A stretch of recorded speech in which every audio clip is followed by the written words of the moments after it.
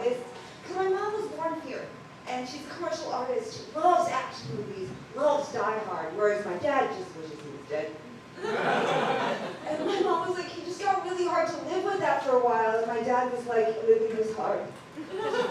And then he was like, maybe I wouldn't be so hard to live with if the Americans in this house didn't always believe that happiness was real. My brother's like, do you think they'll get back together? And I'm like, no.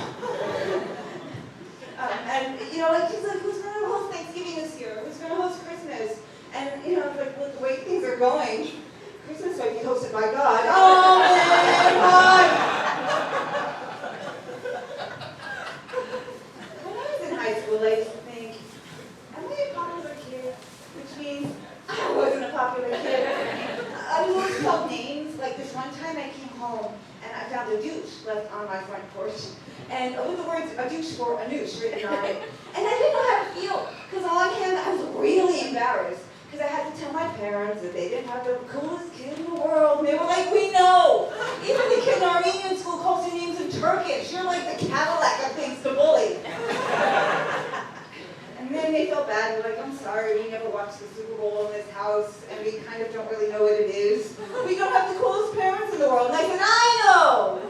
And then it was really embarrassing because I had to explain to my dad from Lebanon what a douche was. And then it was even more embarrassing when I used it on the blinds. And you know, but I also kind of like felt kind of special because this was like customized bullying. You know, like most bullies like beat you up and call you names. These guys went shopping. And we all have different ways of dealing with bullying or coping with it. Like, for instance, me, I'm a recovered anorexic. It's okay. You should have seen me before. You couldn't. I'm covered like an old artifact, like something you find off the Titanic. Like, archaeologists held me up and said, this belongs in a hospital.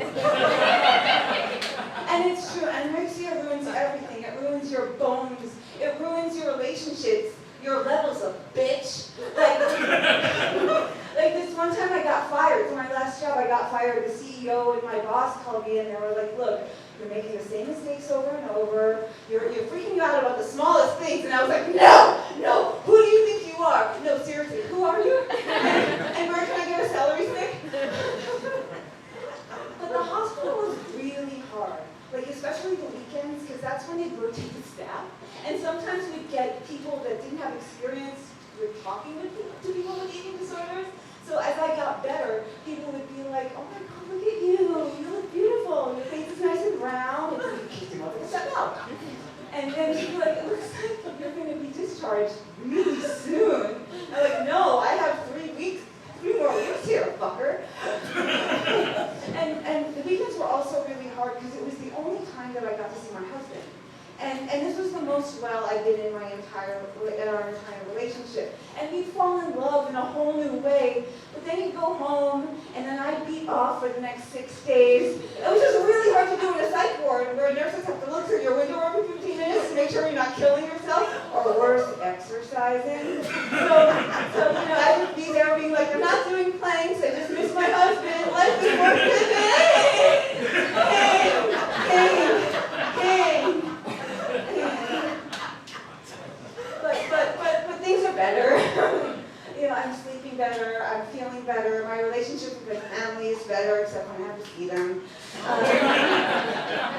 But what I really like now is going food shopping, because it's really nice to actually go food shopping, as opposed to what I used to do, which was like food staring. Like, I'd just be in there like a guy at a strip club with my top button undone, being like, look, I know there's no future with us. But I'm still allowed to look.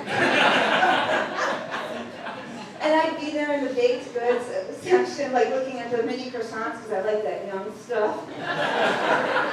But in my defense, their baking time was like at least over 18. And but you know, I'd go home and my husband would, you know, like be on me with all the questions, like, where have you been? You know what time it is? Why is there glitter all over your face? And it's like, no, it's not glitter, it's essence of croissant, because I had my face in them, but I didn't use my hands. Don't look me all surprised, you know who I was if you married me. And I just ate her.